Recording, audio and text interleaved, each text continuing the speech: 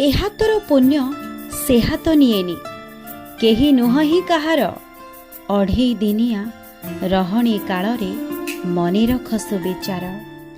नीरवता से बुझी पारे जहा पाखरे भल हृदयटी थाए नहले बुद्धि तो समस्तंक पाखरे अच्छे। मन जेते भी खराब थाउ पछे काहा प्रति शब्द प्रयोग करंतु नाही कारण परवर्ती समय रे मन को ठीक करा जाई पारे किंतु कुहा जाइथिबा खराब शब्द को ठीक करा जाई पारेनी।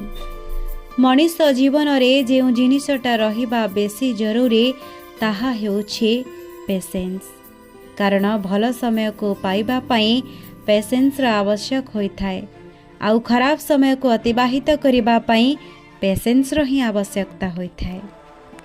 आम भिडियोटी आपनको किपरि लागिछि टिके कमेंट करी जणाइबे ता सहित आम चैनल को सब्सक्राइब करि नथिले सब्सक्राइब करि नेबे।